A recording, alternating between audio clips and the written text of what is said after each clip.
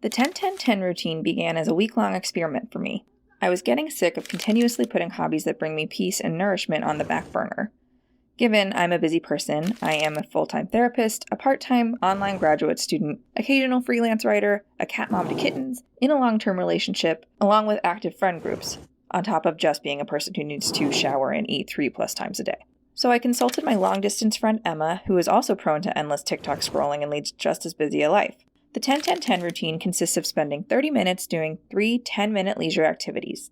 These 10 minutes can be completed consecutively or split up through different times of the day, but the idea is to have at least 30 minutes of personal time per day.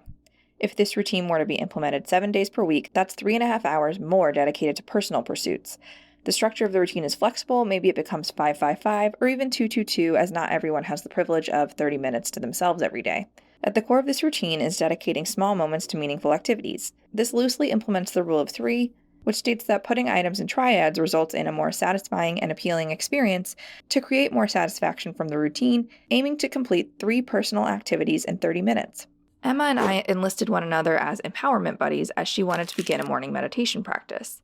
Most mornings, not always, we send a quick, "Hello, I'm awake doing the thing I said I wanted to do" video. Not only do I look forward to our groggy morning hellos, but I feel such pride that my friend is taking time to care for herself alongside me.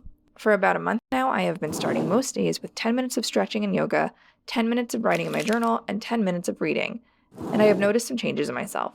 Here's what's changed since adopting my 10-10-10 routine.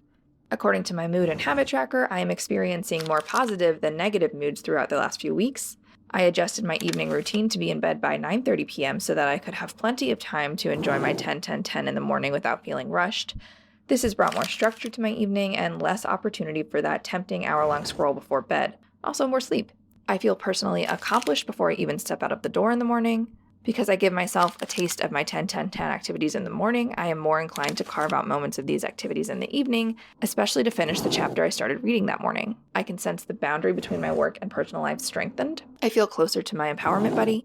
I am more in control of my free time and feel more closer to who I am outside of work. And I am practicing flexibility with myself. Some days I just don't want to do my 10-10-10, and some days I do just one activity. Here are some tips to get started. Choose 3 or fewer activities that you find yourself wishing you had time to do on a regular day. Go with your gut. What are the first 3 that pop into your head? Change the time variable if you need. Starting with 3-3-3 is entirely acceptable.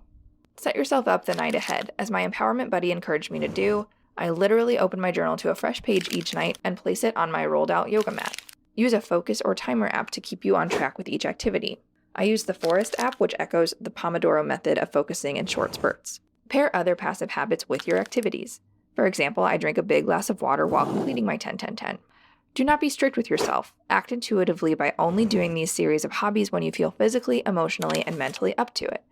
A healthy routine adapts to you, not the other way around. I cannot emphasize this enough. Have an empowerment buddy of some sort, even if it's your pet. They can be really good cheerleaders. Take a few extra minutes to notice how you feel after completing your 10-10-10.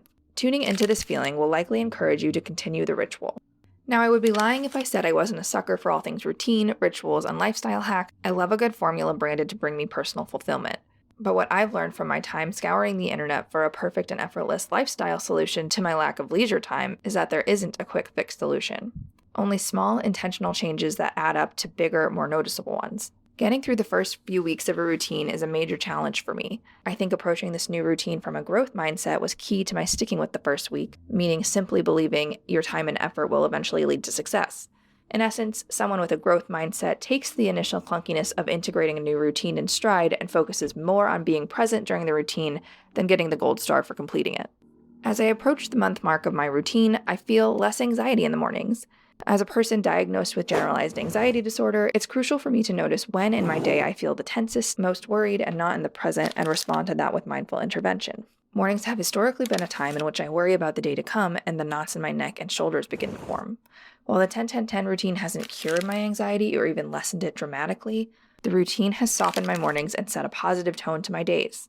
The 10-10-10 is a framework in which you can plug in activities that cultivate personal identity. In a world that demands so much from us, remember to reserve some of that energy to just be you, whoever that may be. I'm a yogi, journalist, and bookworm.